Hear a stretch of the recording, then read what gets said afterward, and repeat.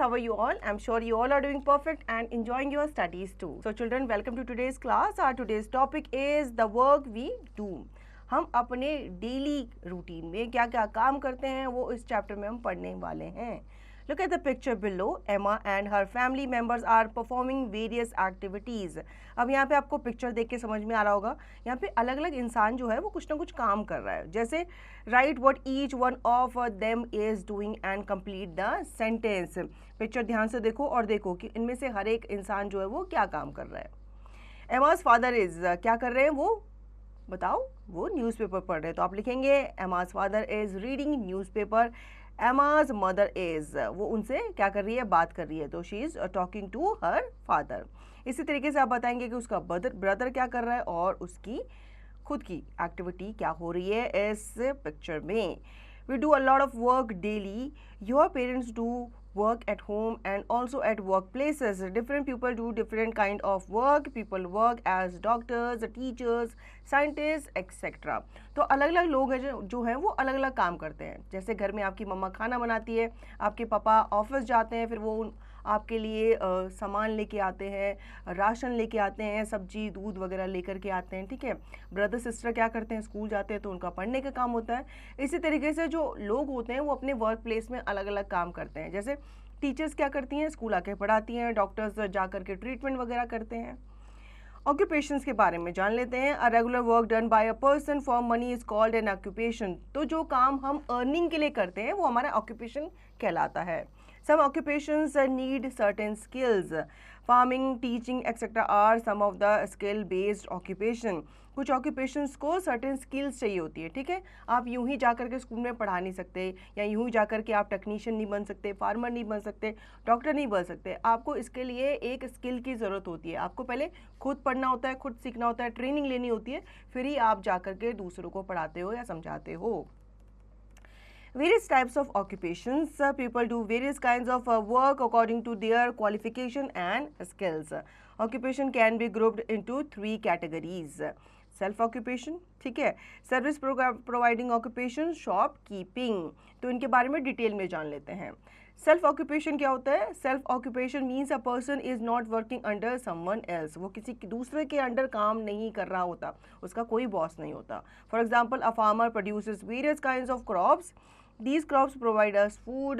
He grows, harvests and store them in store rooms and warehouses.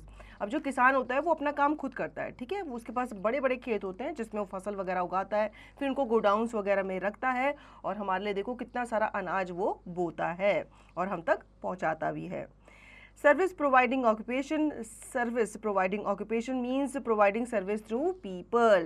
For example, a teacher teaches a student. तो वो क्या कर रही है, सर्विस प्रोवाइड कर रही है. ठीक है. मतलब वो बच्चों को पढ़ाने का काम कर रही है. He she provides knowledge to them. वो बच्चों को पढ़ा रही है, नॉलेज दे रही है. A doctor cures a patients. He she prescribes medicines. अब डॉक्टर भी क्या कर रहा है, लोगों की सर्विस कर रहा है, उनको ट्रीट करके, उनकी बीमारी का इलाज करके. Shopkeeper. It means making, buying, selling or supplying goods or services for money. For example, a shopkeeper sells various kinds of things that are needed in our daily life. अब आपने शॉपकीपर्स देखे होंगे, वो क्या करते हैं, वो सामान लेकर के आते हैं और उनको आप तक बेचते हैं. ठीक है. तो वो सेलिंग का काम कर रहे होते हैं. Brainstorm. Draw your school on a chart paper. Make a list of the different types of duties performed by people in your school and include them in your drawing. अब आपको क्या करना है, अपनी स्कूल की ड्राइंग बनानी है आप किसी एक चार्ट में. अब आप स्कूल में टीचर ही तो नहीं देखते, आप बहुत सारे लोग देखते हो ना. जैसे प्रिंसिपल है वो अपना काम करते हैं, टीचर अपना काम करते हैं, म्यूजिक टीचर होती हैं, लाइब्रेरियन होते हैं, पियोन वगैरह होते हैं, स्वीपर होते हैं, स्टाफ होते हैं, गार्डनर होते हैं, इतने सारे लोग होते हैं. तो आपको उनकी ड्यूटीज़ के बारे में बताना है. Now work at home. Our parents do a lot of work at home in order to make us happy. We also do work to keep our house neat and clean. Some people are also keep domestic helpers who help them in their domestic works. For example, a maid helps us in sweeping, brooming and cleaning utensils in the house. A washerman washes our clothes. अब आप सोचो कि घर पे भी कैसे काम होते होंगे. घर पे भी लोग काम करते हैं, जैसे कि घर का काम बहुत ज़रूरी होता है. अब घर को नीट एंड क्लीन रखना होता है, घर में आप खाना खाते हैं तो उसके बर्तन वगैरह हो जाते हैं, डस्टिंग वगैरह करनी होती है, साफ़ सफाई करनी होती है। तो कुछ लोग अपना काम जो है खुद करते हैं, कुछ लोग डोमेस्टिक हेल्प जैसे मेड वगैरह रखते हैं, कार धोने वाला रखते हैं, गार्डनर वगैरह रखते हैं, स्वीपर्स रखते हैं, जो उनके घर के काम में उनकी हेल्प करते हैं और बदले में उन्हें आप क्या देते हो, पैसे देते हो, सैलरी देते हो। People work and help us, और लोगों के बारे में जान लेते हैं जो हमारी कैसे न कैसे हेल्प करते हैं। जैसे अ कॉबलर मेंस आर शूज़, जब आपके शूज़ फट जाते हैं, टूट जाते हैं या कुछ भी उन पर दिक्कत आ जाती है तो आप रिपेयर करने के लिए कहाँ जाते हो, एक कॉबलर के पास जाते हो, मोची के पास जाते हो। A carpenter makes wooden things such as tables, chairs and other furnitures, तो जितना भी आपके घर में फर्नीचर है वो कारपेंटर बनाता है। An electrician fits and repair electric devices such as a fan and tube lights in our houses. जो इलेक्ट्रीशियन होता है वो भी हमारी हेल्प करता है। कभी जैसे बिजली चली गई या कोई बल्ब खराब हो गया, शॉर्ट सर्किट हो गया, तो उसमें इलेक्ट्रीशियन को आप बुलाते हो ना, तो वो आकर के आपकी क्या करता है, हेल्प करता है, आपका काम ठीक करके आपको देता है। A person who constructs building is called a mason. He uses bricks, cements, marble and tiles to make a building. अब आप अपना घर खुद तो नहीं बनाते, है ना, आपका घर जो है वो कौन बनाता है, मैसन बनाता है। वो ईंट पत्थर जोड़कर, सीमेंट वगैरह लगाकर आपको बढ़िया सा घर बना करके देता है। A tailor stitches our clothes, especially suits and men's clothing. जो बढ़िया बढ़िया कपड़े हम पहनते हैं वो कौन सिलता है, वो टेलर सिलता है। वर्क ऑफ पेरेंट्स, अब पेरेंट्स का क्या काम होता है, our parents support the family by doing different types of works, all family members work and cooperate with each other. Parents work inside as well as outside the house to provide comfort to their children. अब आपने भी खुद अपने घर में देखा होगा, आपके पापा कुछ ना कुछ काम कर रहे होते हैं छुट्टी वाले दिन, या घर में मम्मा जो होती है वो किचन साफ कर रही होती है या कुकिंग वगैरह कर रही होती है, तो वो लोग जो है वो आपकी ही हेल्प कर रहे होते हैं घर का काम करके। तो हमें भी क्या करना चाहिए, हमें भी उनके घर के काम में हेल्प करनी चाहिए, मदद करनी चाहिए। Read more. In our country, many poor families are not able to support their children. They do not have enough money to spend on their studies. Hence, the children of these families are forced to work. They work at tea stalls, factories, mines, restaurants, hotels, cloth weaving units, etc. They earn money for their family. If children under the age of 14 are employed to do difficult and heavy work that deprive them of their childhood, it is called child labor. These children cannot play and go to a regular school. Child labor is illegal in our country and Indian government has made laws to keep a check on it. अब आपने देखा भी होगा कई सारे ढाबे वगैरह होते हैं, होटल वगैरह होते हैं, वहाँ पे कुछ बच्चे जो होते हैं, जो माइनर होते हैं या 14 साल से कम उनकी उम्र होती है, उनसे ज़बरदस्ती काम कराया जाता है। क्यों? क्योंकि उनके पेरेंट्स जो होते हैं वो कोई काम नहीं कर रहे होते, या उनके पास इतना पैसा नहीं होता कि वो उनको स्कूल भेज सकें। हालांकि जो चाइल्ड लेबर है ये इलीगल है इंडिया में, ठीक है, तो इसको हमें बैन करना चाहिए। जो बच्चे होते हैं उनकी जो उम्र है वो खेलने कूदने की, पढ़ने लिखने की है, उनसे हमें काम नहीं कराना चाहिए। Helping parents, we should always help our parents in household works.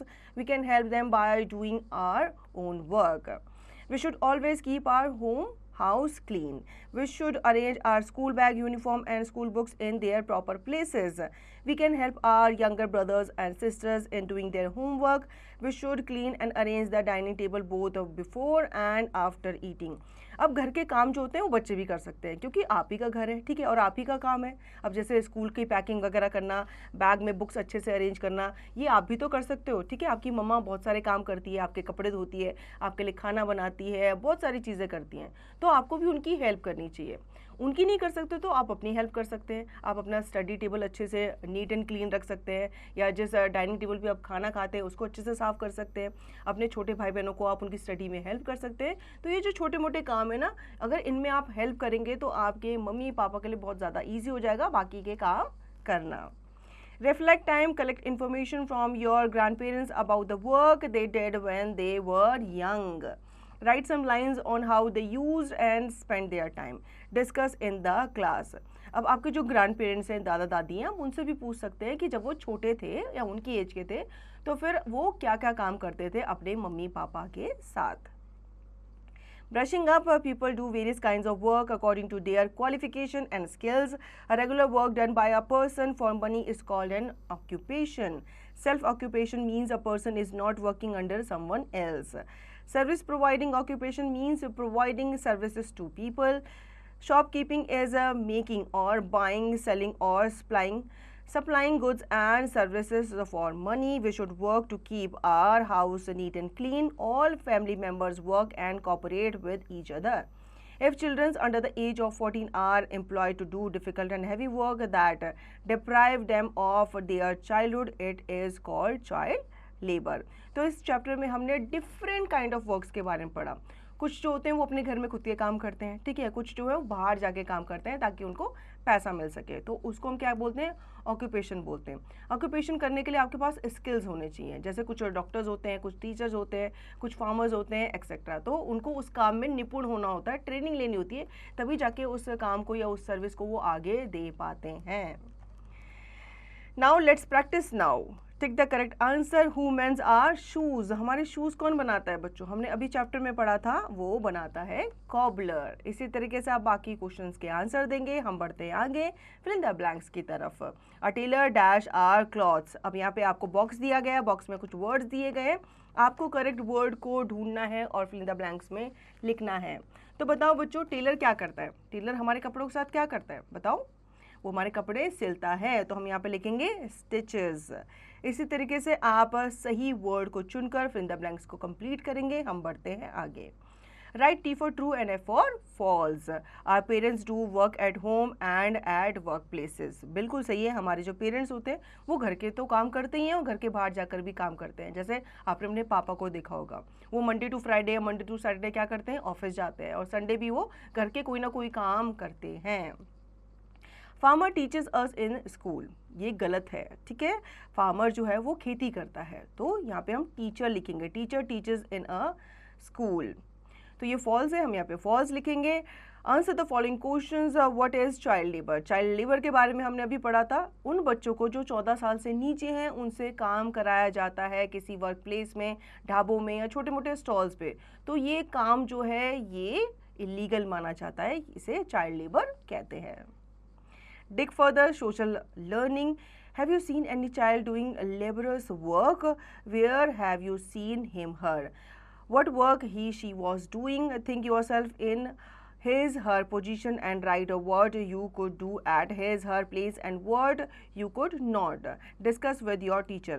अब आपसे यहाँ पे पूछा गया है कि क्या आपने किसी बच्चे को काम करते हुए देखा है कहीं भी. आप जैसे घूमने जाते हो, किसी आपने ढाबे में देखा होगा या कहीं भी देखा होगा, तो आपने उसको क्या काम करते हुए देखा है, और आपको ये इमेजिन भी करना है कि उस बच्चे की जगह अगर आप होगे, आपसे ऐसे काम कराया जाएगा तो आप कैसा फील करोगे. इस चीज़ को आपको डिस्कस करना है अपने टीचर के साथ.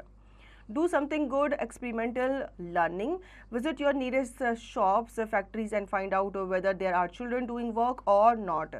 Ask and find out whether those children are able to go to school or not. Write your experience in your own words. आपके घर के आसपास कोई शॉप है, कोई फैक्ट्री है, तो वहाँ पे जाकर आप पता लगा सकते हैं कि वहाँ पे कोई बच्चा जो है वो काम तो नहीं कर रहा. फिर आप उससे पूछेंगे कि क्या मजबूरी है उसकी वो काम करने की, क्या वो स्कूल जाना चाहता है या नहीं जाना चाहता. तो उससे जो भी आपकी बातचीत होगी, जो भी एक्सपीरियंस होगा, उसको आपको अपने वर्ड्स में लिखना है, शेयर करना है. Fun time problem solving. Unscramble the following jumbled words. अब यहाँ पे आपको कुछ वर्ड्स दिए गए हैं, इनको आपको क्या करना है, सॉल्व करना है, रीअरेंज करके दोबारा लिखना है. जैसे कि पहला है इलेक्ट्रीशियन, दूसरा है फार्मिंग, ठीक है. इसी तरीके से आप बाकी वर्ड्स को अनस्क्रैम्बल करके लिखेंगे. I can do this. Information learning. Inquire about 10 occupations and write what those people do. अब आपको 10 occupations के बारे में लिखना है. occupations यानी कि काम, ठीक है, और उन लोगों के बारे में लिखना है जो वो काम करते हैं. Like doctor.